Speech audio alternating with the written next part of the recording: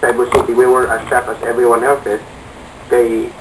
Especially how they were subjected to the kind of raid na i-conduct sa atong mga team sa CIDG.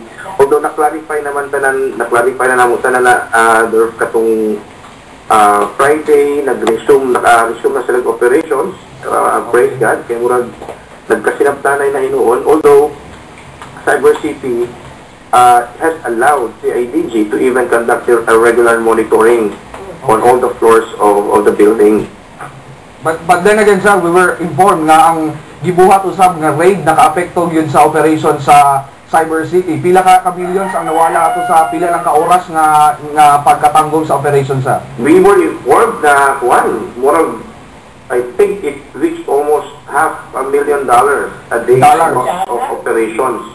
Okay. So it was quite significant yun na king anong klaseng sitwasyon will really disrupt the business. Ang amo lang tumong punta, kung anay naman kinahanglan i-check o imbestigahan, dili na utak disruptive ang ilang pamaagi. Kay look at the losses that it would entail.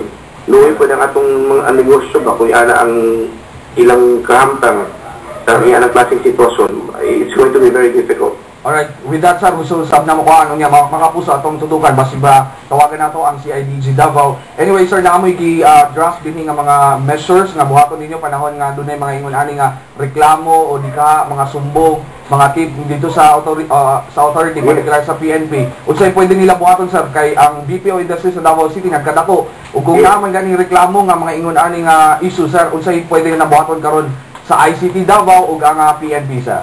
Actually, we will be sitting together with our police enforcers.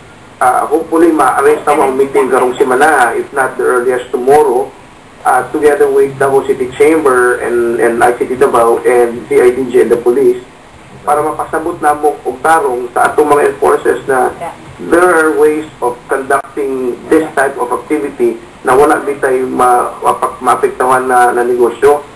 We would like to help them, at the same time work with them para yun maayos o mahanay ang atong klaseng mga klaseng hopefully ma-avoid yun klaseng pagkanda o grade. Alright, sir. Last question na, sir. Namoy nakabutang sa yung statement. 700 call center agents ang nawalan trabaho. Nakabalik na sa trabaho, sir? Yes. They were able to resume work since Friday pa. Alright. Daghang salamat, Sir Bert Bariga, Executive Vice President sa Information and Communication Technology, Davao City. Salamat, sir, and good morning.